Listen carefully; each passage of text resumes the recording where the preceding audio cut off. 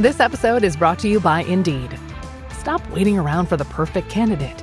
Instead, use Indeed sponsored jobs to find the right people with the right skills fast. It's a simple way to make sure your listing is the first candidates see.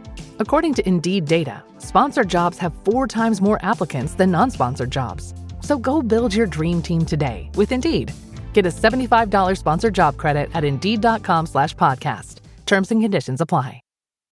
Every sip of Coca-Cola brings you closer to the excitement of the FIFA World Cup 26.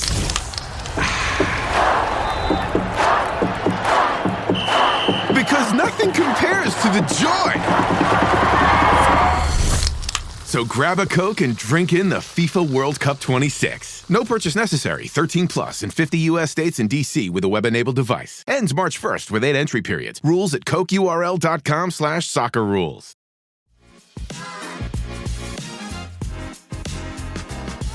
Hello and welcome back to Off the Record, a series on Tudor's Dynasty and beyond. I'm Rebecca Larson. And I'm Amy McElroy.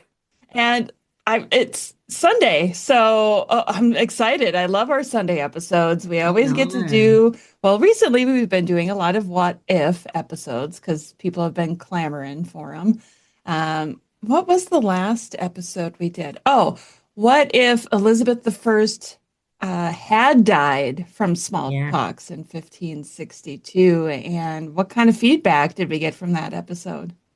It looks like people enjoyed it, so I have got some of the comments to share with you all. So some of them are, again, specific to the episode. Some are more general about the series. So Tricia says she's addicted to this. So that's nice. Brilliant episode. Did not see that twist coming at the end. Oh, yes. I didn't see the twist coming either. So that was a great twist. Bernadette says, thank you, ladies. It's not easy doing these podcasts. It takes a lot of dedication, discipline, and hard work. Keep going. The figures speak for themselves, and the subject is interesting too. So thank you, Bernadette. Oh, that's nice. This is possibly one of my favourite comments, and I did actually laugh out loud at this one. So it's from Mary, who says, another amazing podcast. Amy just came up with the Tudor Dynasty Voldemort, he who shall not be named. I burst out laughing when I heard her reference to him. Dare I write his name? What if he survived Kirk O'Field? Too much to contemplate. Looking forward to next week. Yeah, that was great. This one's interesting, and I will be going down this avenue. So Molly says, I enjoyed the Tony Robinson special where he chased down the Hastings line. And apparently it's on YouTube, so I'm going to find it and watch it. Yeah. Joni says, look forward to this every Sunday and loved this week's episode. Learned some new names and great food for thought. Hearing you mention Perkin Warbeck in passing, any thoughts on doing a what if Perkin Warbeck had successfully invaded England and unseated Henry VII? Would he still be viewed by many as an imposter and pretender? So there's one for us to add to the list. Yes, definitely. Wayne says, I will forever believe that Francis Hastings was the son of Henry VIII. So whoopsies, I seem to have caused a rumour. You definitely have. Never mind. Laurie says, what a fun episode. Henry Hastings' claim is certainly interesting as a Plantagenet descendant, but pretty unknown by that time. So many what ifs. And then this one's quite interesting as well. So Bryant said, Anne Stafford's mother, Catherine, was a Woodville, sister of Elizabeth Woodville. She was great aunt to Henry VIII, possibly why he elevated her family to an earldom. So there could be another reason, but you know, timing and all that. I'm not sure. It was 4 years after he got his throne that it took him to do that. So yeah, I prefer the scandal storyline. let's just keep the rumor going. Yeah, but let's just keep it going. Well, what a bunch of fun comments. So I'm sure we want to encourage people to continue commenting. Yes, definitely. Yeah, I think my favorite comments are the ones where people say they look forward to every Sunday because personally, I cannot tell you guys enough how much the Sunday episodes had felt for so many years like pressure for me to put something out, and I could never figure out what I wanted to do until this idea came up, and I knew I wanted to do it with Amy because I always have so much fun with her.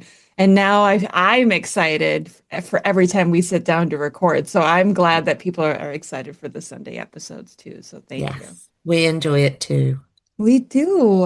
I just love being able to sit and chat with friends about history. So I feel very fortunate for that. Yeah. So today's episode, we're doing another what if. Well, we can't get away from, I think I'm addicted to these what ifs. Amy's going to be eventually like, can we move on to something else? Our what if list is still growing though, with suggestions from ourselves and our listeners. So it's Yeah. good. I feel like the more we do, the harder it's going to become because there's a lot of crossovers between Hmm. some of these. Yeah. So today's episode is a huge what if, I think, because we're just kind of like really stirring up the Tudor dynasty at this point. And I thought, what if Henry VIII had died in 1513 when he was over in France? Yeah. It's a That big one. it is a big one because that's when they won the Battle of the Spurs, right? Mhm. So Yeah. what would happen if Henry had died? So if we kind of set the scene a little bit, we look at the fact that he is married to Catherine of Aragon Hmm. at this point. We know that Catherine of Aragon was pregnant. Yeah. And we also know that he had made her regent, Yep.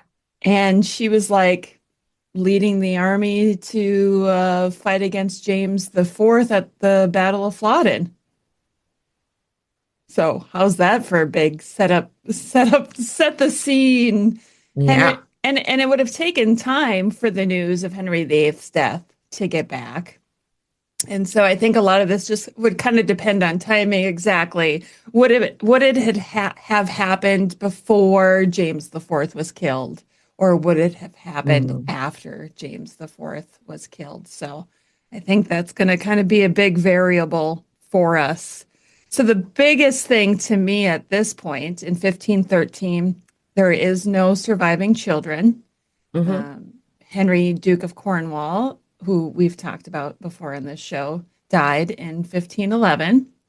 And so Henry's still on his quest for an heir, and Yeah. Catherine's pregnant, so they're hopeful that that is going to be the next King of England. So no children alive at this point. If Henry dies, what happens? That's basically what this episode is about. What would happen Yeah. if Henry VIII died? Do you want me to start or do you want to start? I'm happy to start. I think what you said just previously is completely correct. In timing really, really matters because, and why Henry was in France, because that is one of the reasons that caused Flodden of, well, it's the reason. So, when Henry left England, and bearing in mind he left England at the end of June. So, Yeah. you know, that essentially invoked the old alliance between France and Scotland. So they'd always support each other as if one of you is invaded, the other one will support.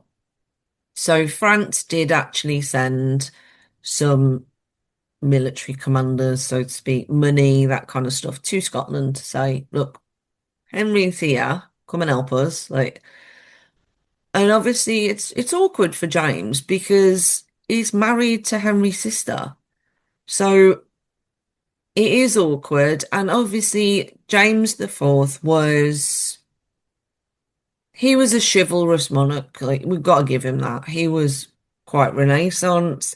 He did give them a month's notice. He didn't just invade on the sly. Like, he gave them a month and said, I am coming because, you know, this is the consequences of your actions, Henry. So Henry also wasn't stupid. He knew that had happened. So basically, when he was calling his men up and asking his nobility to pull their armies together, he didn't touch the north. He only took from the south and maybe a bit from the Midlands, but his focus was the south. Like, he knew he could not take from the north. Um, and off he goes to France. So he probably knew what was going to happen. And, you can't deny that James was in a very, very awkward place. So James crossed the border at the end of August. So by then, Henry had already had some success over in France. Battle of the Spurs, as you mentioned earlier, was on the 16th of August, and Therouanne fell a few days later on the 22nd. So, that's glory for Henry VIII. He's reliving English history of Henry V, which, if you haven't read it, go and read Dan Jones's book because it's brilliant. And you can learn all about why every king afterwards wanted to be Henry V. So Henry's already got his success, but obviously it's not enough. But in between then, James has obviously crossed the border. And Catherine asks, I need an army, not herself, but obviously she sends Thomas Howard, who at the time was the Earl of Surrey. This man, like, I don't like him at all, but I will give him his due. This man is 70 years old at this point. Like, you're sending a 70-year-old man to command the English army. It's insane. Obviously, he did have others with him. Wasn't the only one. But it's just crazy. And obviously, I do feel for him a bit because he got left behind when everyone else went off to France. But it worked out very, very well for him. And his experience of war also came in handy because the day before the battle, he essentially realised, well, a couple of days before, where James had his army, which was Flodden Edge. And because of the landscape, Scotland had an amazing advantage over England. So apparently he did ask James to meet on a level playing field, who obviously said no, you're not going to give away your advantage, are you, no matter how chivalrous you are.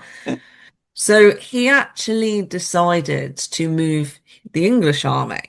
And what he did is he took them round, so they were north of Scotland's army.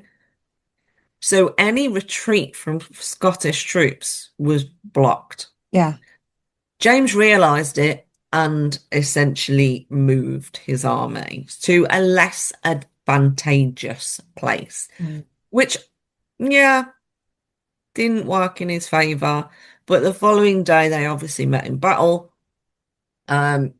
James is sadly killed as part of that. But you've got to wonder, like, what would have happened if Henry had died either at the Battle of Spurs or when they entered Therouanne? Because let's face it, the city did fall. They handed the keys over to Henry, but that's not to say that somebody could have, done whatever they wanted to do as he walked into the city. So it didn't happen. He obviously lived. But if that had have happened before James crossed the border, would he have crossed the border? Because essentially, if Henry's dead, that's it. The battle between England and France at that time is technically done. The English are going to just pack up and go home. So would he have even crossed the border? And then if he would already crossed the border, would Thomas Howard have gone ahead with that battle? Because what do you do? That puts him in a very awkward position. Yes, you would assume, I've been ordered by the regent. She's still regent at that time. Do I continue with this battle now my king is dead? Or do I realise what may come and run away? So I think there's a lot around timing of if Henry dies at Therouanne and where James is at that point. So yeah, there's that to think about. And then there's where was James when the news reached him? Yeah. But then if Henry died at Tournai, which was later, then James was already dead, so it wouldn't have made much difference. Starting a business can seem like a daunting task, unless you have a partner like Shopify. They have the tools you need to start and grow your business. From designing a website to marketing to selling and beyond, Shopify can help with everything you need. There's a reason millions of companies like Mattel, Heinz, and Allbirds continue to trust and use them. With Shopify on your side, turn your big business idea into... Sign up for your $1 per month trial at shopify.com/special offer. Next up, a laughing session from the Laughing Cow. Now, unpeel a wedge of the Laughing Cow light spreadable cheese, a delicious snack with 2 grams of protein and 25 calories per wedge. Yeah, I guess I should have thought about this before we came up with the episode, because now I feel like there are so many variations of what could have happened. I hadn't even considered James IV surviving. In my head, I just still pictured him still dead. So I think you know, it's one of those things that essentially, in my view, if James was still alive, so I don't know, the news reaches him before he crosses the border, I don't think he would have invaded, because essentially you have Catherine of Aragon, who was appointed regent, and she's pregnant. yeah. James wasn't an arse. I think he would have waited to see the birth of that child at least. So, and then determined whether it was a girl or a boy, what his next actions would be. So I think James, we can probably almost discount him in that I don't think he would have made a move straight away Okay. I like if that. he was alive when he got the news. Okay, so I'm trying to think of which direction to go with this, and I'm just going to set aside the James IV idea for now and just focus on Catherine of Aragon and her pregnancy, because we know she ended up losing the child.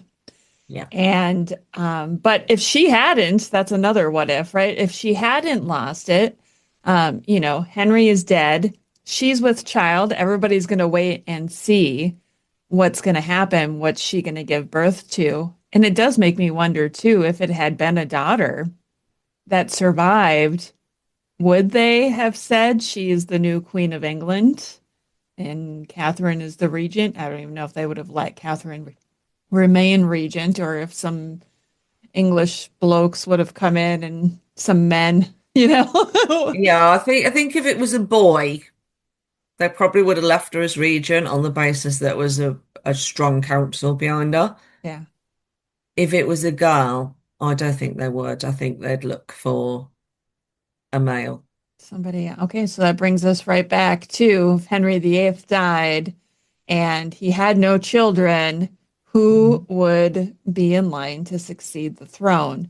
And the very first thing that came into my mind, still thinking James IV is dead, is Margaret Tudor, because she is the eldest surviving child of Henry VII and Elizabeth of York. And England has yet to have a queen regnant at this point. We harken back to Empress Matilda, right? Yeah. That didn't quite work out. There is no law against women ruling in England. It was just kind of like one of those things that men didn't agree that it was smart to do. Yes. So we're left with Margaret. But if James IV was still alive, that just changes so much about it too, because then it would be Margaret and her Scottish king husband. They had a son who became James V, but the other thing that I was thinking about too was that for a bit, Margaret was regent for her young son, James V, because James IV had been killed. So I'm kicking myself right now for not even considering that when I was making notes for this episode. To be honest, I think if you've got Margaret on her own or with her husband, I think the English are going to rise up against it, regardless. Because although it's eventually what happened, we ended up with a Scottish king taking the English throne, I still think they would have fought against it. Because they would have come up from a position where you've got England invading France, to regain all of the glory of years gone by, whatever. Yeah. Um, their king gets killed in France, Yeah. and then the Scottish invade while he is away, or almost invade, depending on when he gets the news. They're not going to want James the Fourth near the English throne, I No. don't think, No. or James the Fifth as a baby. So Yeah. I think it would ultimately be whether James the Fourth was alive or not. And no, from the English, I think they would have tried to seek others that could take the throne that they prefer. Makes me Which is wonder. sad because it's Margaret, really, it's her inheritance. Yeah. But if James is alive, you've got the whole no, we don't want the Scottish king. And obviously she's married to him, so bit awkward. And then her son, it's almost a very similar situation as Catherine. If Catherine had had a boy, it's similar, isn't it? They're Yeah. too young, they can't rule. So would it have been her that was made queen, or would it have been James the Fifth? Yeah. And what's Margaret's position then if it's her son? Yeah. So that was something that I kind of thought about too, with James the Fourth killed. Margaret is still, she's the Dowager Queen of Scotland. She has Yeah. this son who is now the new King of Scotland. She is initially made regent, but Yeah. that whole thing kind of backfired on her. And I think that kind of ruins her resume to be a regent over James the Fifth. And Yes. I guess he would be James the First in England at that point. But really, she's the one with the claim to the English Yeah. throne. Absolutely. Yeah. But I have no doubt that there would have been huge pushback in England to have a Yeah. queen sit on the throne, sadly. Because after Margaret, then who's left of his siblings? Then we have Mary that's left, He and was she's, about 17 at the time. yeah, The yeah, only way I could see Mary, or actually it could apply to Margaret if James was dead, is if the council chose their husband. good So, point. which would obviously be an Englishman of some description that they were comfortable with. I think that's the only way it could happen. So they get the throne through Margaret or Mary, but it's essentially a man that's chosen by the council that really has the The throne. power. Yeah. Isn't that always the case? It's always going to be the. No wonder why Mary the First felt like she just had to push back against all of that with Philip. Like, Yeah. this is my throne, like. Hmm. Yeah, good for her. Yes, exactly. There is like some similarities there between like Jane Grey coming to the throne when the throne was rightfully Mary's, right? We were seeing some parallels Yeah. kind of playing out there. So if none of the children of Henry VII and Elizabeth of York are viable options, in 1513, who does that leave as a possible successor? Wow. I've got my list. After the last episode with the Hastings reveal, I'm kind of excited to see what happens here. I don't feel like I have any big surprises today. I feel like I'm going to disappoint everyone now. No, you won't disappoint us. I This is think these good. are all names that people will know. So first on these are in no particular order, by the way. They're just thoughts as they popped into my head. So Okay. the first was Henry Courtney. Oh, yes. Was he Earl of Devon at that point? Yep. So he was around 17 years old at that time. So, Okay. he's not too young. And he's obviously the Yorkist line through Catherine of York, who was sister to Elizabeth of York. Yeah. I'm So making there's that notes. line. Okay. And he possibly could have been one of the chosen men that could marry maybe Mary Oh, good points. or Margaret. Wasn't that big an age difference for the Tudor era anyway. So, Yeah. well, It wasn't marriage for love. It was marriage for power No, anyway. but he's of a good age. I mean, 17 years old. He's got the Yorkist line behind him, so why not? So he's my first one. Oh, okay. Second one, not really a fan of this one, but I've thrown him in anyway, just because. Edward Stafford, third Duke of Buckingham. Oh, okay. I don't know. I always forget what his lineage is. How did he have a right to the throne? So he is through the, oh God, I'm going to get my surnames muddled up now. I'll help you. I'm sure it'll come back to me as you're saying it.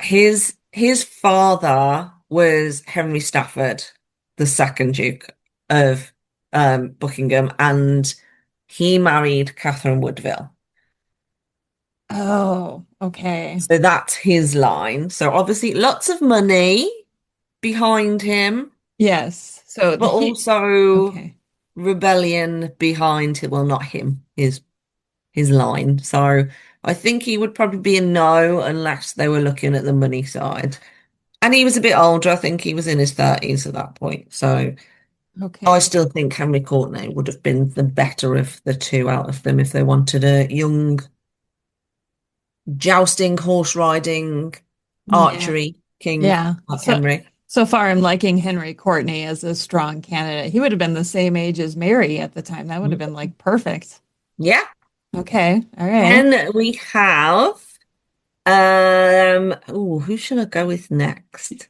So we've got the line of Margaret Pole, Okay. so daughter of George Duke of Clarence. Yes. So her son's Henry Pole, he was born around 1492, Oh, so he would have been about 21.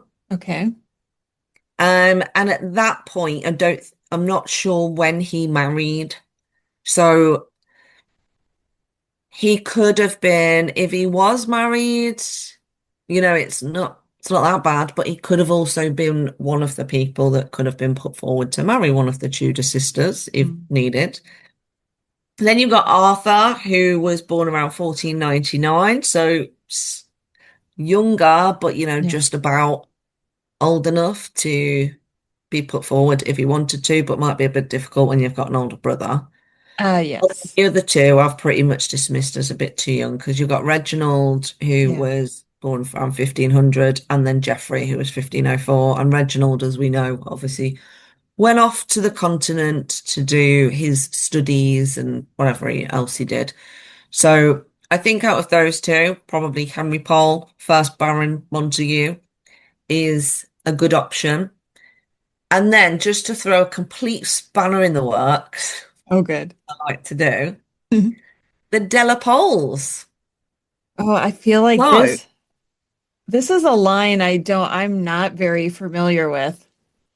so it's basically like they come from John Della Pole, who was the second Duke of Suffolk, and Elizabeth of York, who was Duchess of Suffolk. So Elizabeth of York was sister to Edward IV, George Duke of Clarence, Okay. Richard. That's their sister. So, there's a nice claim there. And at the time that Henry was in France, we know that there was the ongoing hunt for the De La Pole, what's his name? Edmund.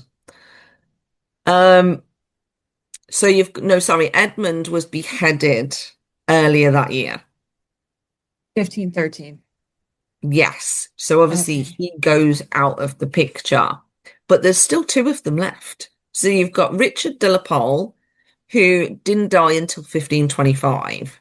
Oh, He was killed in battle, but he's an option. okay. And then this one makes me really sad. You've got William de la Pole, who obviously when the whole treasonous actions took place and his brothers scarpered to avoid the wrath, he didn't. He stayed in England and he ended up in the Tower for 37 years. And Whoa. I think that's really sad because, they're from the York line.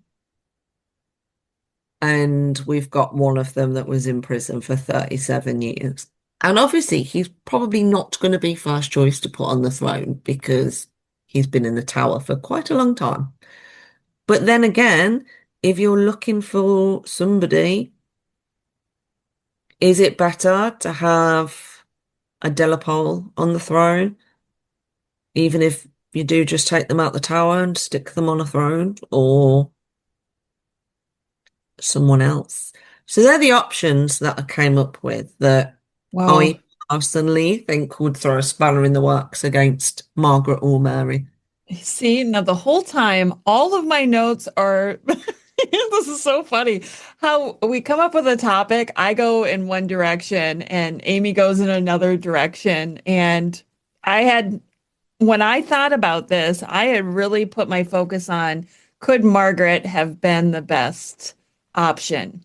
Because in my head, it was that the Plantagenets were kind of taboo at that time. Like they were trying so hard to get away from any, I mean, look what happened with the Pretenders, all of that stuff that went down. It was like trying to get away from any Plantagenets. So the thought in my head was there's no way that anybody's going to look to them to rule, but there were clearly a lot more options on that side than there were on the Tudor side because the Tudor dynasty was so brand new Yeah. and the And plant. honestly, I do think it's a timing thing because we mentioned Edmund. Obviously, there was a massive hunt for him, Yeah. and he was beheaded in April that year. Like, what if he wasn't? I genuinely think the nobility would have probably gone for him. Wow. Edmund de la Pole. Mm. I feel like I know nothing about this guy. I I think that even if, he's pushed into a situation, I don't know, where maybe he's a puppet until people trust him. I don't know, but I think he's an option that the nobility at the time would have considered. Like I think we see it, you and I see it as no, that should be Margaret's throne. It yeah. should be like, but I think the nobility at the time think very differently to how we do now, and I think they would have gone A, woman, no, and then B, a woman that's got Scottish relations now, no. So I think the nobility of England probably would have done everything that they could to have an English man on the throne before they allowed Margaret. I think to them, Margaret would have been the last option, which is really sad from our view because, it's hers. Like, could she raise a big enough army to take it? I doubt it when you've just had Flodden. Starting a business can seem like a daunting task, unless you have a partner like Shopify. They have the tools you need to start and grow your business. From designing a website to marketing to selling and beyond, Shopify can help with everything you need. There's a reason millions of companies like Mattel, Heinz, and Allbirds continue to trust and use them. With Shopify on your side, turn your big business idea into... Sign up for your $1 per month trial at shopify.com/special offer. At the UPS Store, we know being a small business owner means holiday time is still go time. Still get those orders shipped time. And still re-up on stamps and supplies time. That's why this upcoming holiday, while others close up shop, we'll be open. And happy to help you keep being unstoppable. Come into your local store today. Most locations are independently owned. Product services, pricing, and hours of operation may vary. See Center for details. The UPS Store. Be unstoppable. Right. And she had been out of England for many years at that point already. Yeah, I think the only way she possibly could have done it if it come to military force would have been with the backing of France. Hmm. And are they going to do that? Are they going to invade England? Yes, there is the old alliance, but James the Fourth in this scenario is dead. Are they going to invade England for Margaret to have that throne? Right. And at this time, 1513 in France, Louis the XII is still alive, right? Yep. Yeah, and that's a whole reign I don't really know too much about. I mean, once it gets to Francis the First, then I feel like a little bit stronger. But yeah, how would Louis the XII have reacted? Would he have just stood back and went, nah? I think Louis would have stood back and gone, I'm not touching that with a barge pole. He had his own stuff to deal with. Do you know what I mean? He's got enough problems going on in his own country. Yeah. You've got France, England, you've got the Holy Roman Empire, you've got Spain. They're all whispering behind each other's backs. Like they're all making these little treaties and then going back on them. So I think it would have been a huge effort for Louis to do that, to then go, okay, it'd be different if he had a son, because then I think he could have said, okay, I'll invade. I will help you get that throne, but Margaret, you need to marry my son. Yeah, But he yeah. didn't have that bargaining chip. He's not going to do that when he's got two daughters of his own. And you mentioned it before, England didn't have that law, France did. His own daughters can't have his throne. So I don't see Louis doing it unless there was some massive advantage in it for him. And I just don't think there was. Wow. I, as we were just talking about that, it made me realize this is like the butterfly effect. You change one thing and it changes so many Yeah. other things because I just realized I'm like, oh, Mary Tudor never would have married Louis the XII. At least we can presume. Um, Mm. but I want to Well, at that go, time, she was still betrothed to Charles. oh, wow. So that's an interesting thing. Oh my gosh. Okay, so that really opens this up. So if Mary had been made queen, of course Charles definitely would have wanted to marry her at that time. So would Charles have helped her get the throne? Yes. Well, really, it wouldn't be him because he was young, but it'd be Maximilian. Yeah. I'm Oh, pretty sure he could be egged on to doing that. I yeah. think I honestly believe Maximilian was obsessed with war. Everything I read, he's just trekking around the country, starting fights everywhere. So I think he probably could have been pushed into doing that. I think we just ended the episode. Mary Tudor would have become Queen of England. She would have married Charles. Eventually, they would have ruled England and the I Holy don't Roman know though, because Empire. then it's just to throw another spanner. You've got Ferdinand on the other side, also Charles's grandfather. Is he gonna go? Yeah, okay, you can do that. What about his own daughter that's in England, pregnant and regent? Yeah, that's true. I don't know how, Good Ferdinand point. would feel about that. And to be fair, Mary would not let any harm come to Catherine because they were very, very close. So I imagine if it was Mary, Catherine would have always had a home. I don't doubt that. Yeah, she I would have. also think Ferdinand would have whipped her back home to marry off somewhere else. Not that she would have had to go. Like, he's not going to come and get her himself, is he? Doesn't seem to No. do anything himself. Yeah, I seem to have completely forgotten that Catherine existed in this new timeline. Dr. Emma, if you're listening, I'm very sorry. I forgot about Catherine. And I'm sorry if I've just insulted Ferdinand. No, you can insult him. He was a jerk. I think we can all say that guy was a He jerk. wasn't the best dad, really, was he? No, he really wasn't. He wasn't. But I do like this idea of now Mary becoming queen. Well, if she's got the backing of the Holy Roman Empire, Who's going to her own argue? sister is not going to invade from Scotland. Yeah, Absolutely not.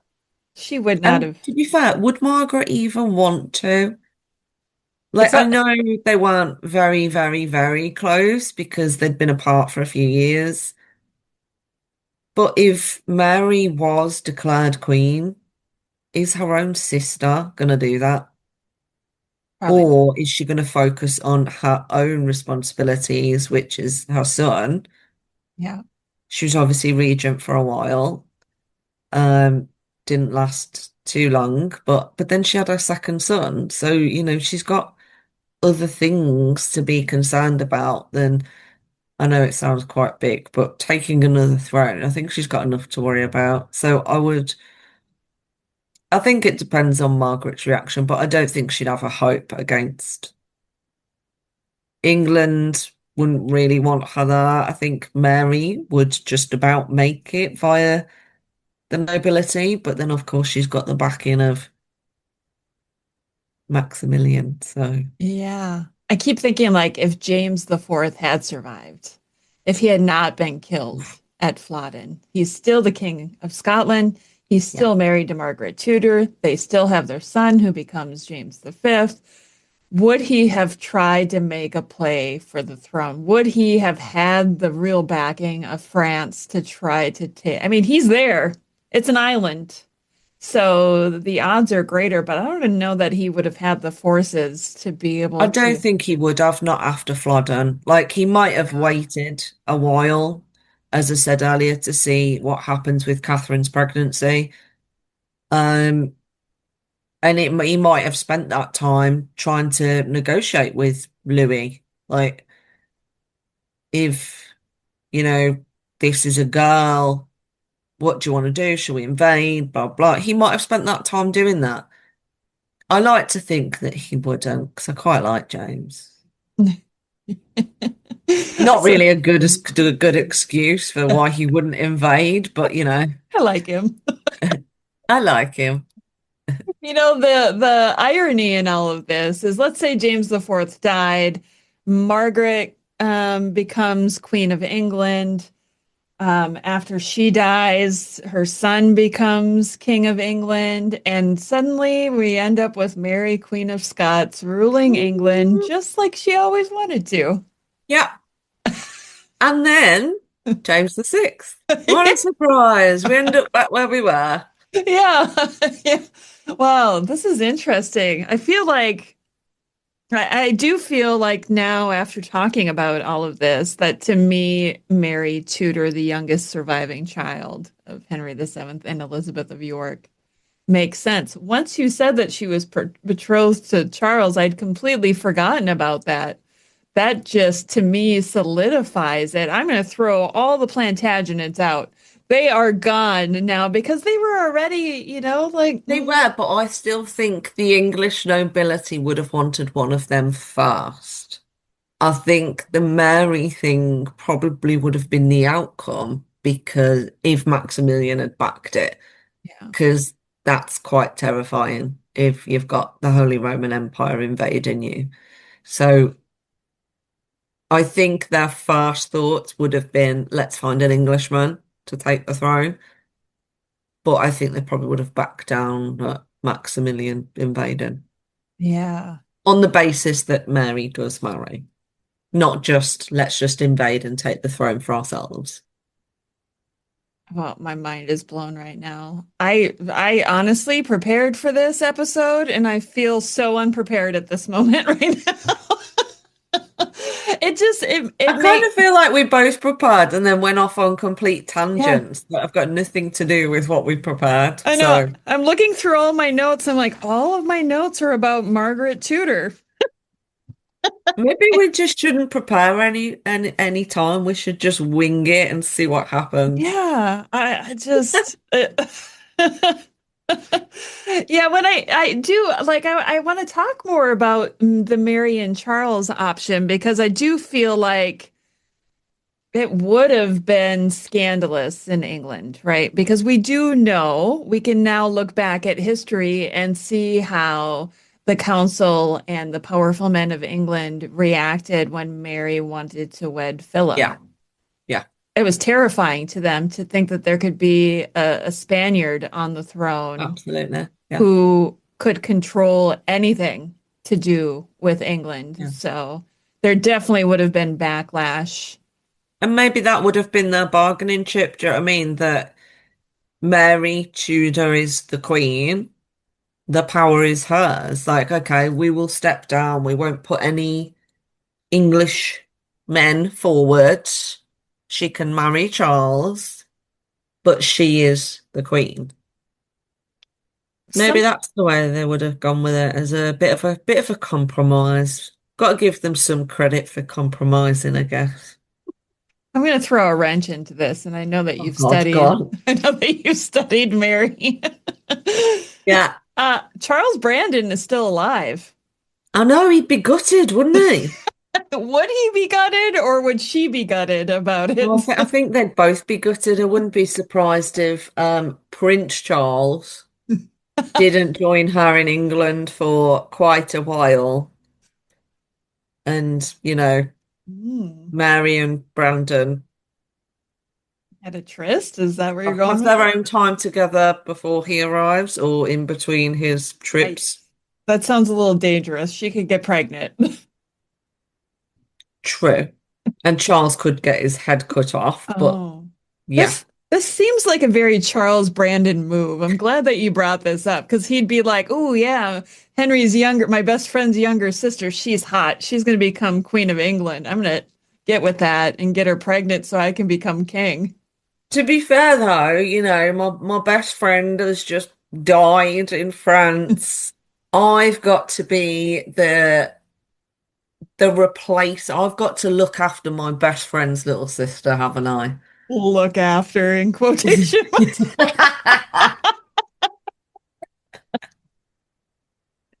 Oh Here, God. Mary. Here, Mary. Come into my bed and let me look after you. What are we doing to this episode? So we started talking about Charles Brandon and Henry Cavill came into my head and somehow we ended up in the bedroom. I'm sorry, guys. But I obviously I did want to bring that up because we do know that, they end up getting married after Yeah. Louis the XII dies. So maybe Charles would still have an option. Maybe she would marry Prince Charles. Oh, now we got two Charles. I'm going to call Charles Brandon Henry Cavill so we don't get confused. Okay. So Prince Charles comes over, they get married. But Yeah. suddenly something happens to him and he dies. He's not used to spending time in England and it's damp and he gets sick or maybe he gets the sweating sickness or catches the plague and dies. And then No. here we go. Henry Cavill swoops in and the outcome ends up exactly the same, except maybe Lady Jane Grey actually can become Queen of England. There we go. This episode is a really big what if with many variables. But we'd have a King Henry Cavill. How could that be a bad thing? Exactly. It's not. This No. can't be. No, but a King Charles Brandon, maybe not so good. God, could you imagine the list of mistresses that had come out of that? Oh my gosh. Yeah, I Oh, feel Mary. like, yeah, she would not be very happy with that. Yeah, so Mary and Charles Brandon had sons together. Yeah. See, now I'm thinking about all this stuff. You guys, this is why these what if episodes, like you send in suggestions and they're great suggestions, but we have episodes like this where we just did 10 different what ifs. Because you have one what if. What if Henry VIII dies in 1513? And it's like, it is the butterfly effect. It changes everything that would have happened after that and gets you really thinking. Yeah. Well, I don't know. What do you think? Do you think the winner is Mary? Honestly, no. Oh, I think the winner is Henry Courtney. the Earl of Devon. Wow. For the English nobility, who would end up on the throne? Possibly Mary. I met the current Earl of Devon at I Powderham know. Castle, which, if that's the case, he could be King of England right now. I could have met the King of England, King Charlie. There we go. Claim to fame. In our what if universe, you've met the King of Yeah, England. yeah. I have a picture. I have a picture with him. I interviewed him. Maybe you should email him and say, just so you know, we've done a what if episode. Yeah. In this what if, you are the King of England.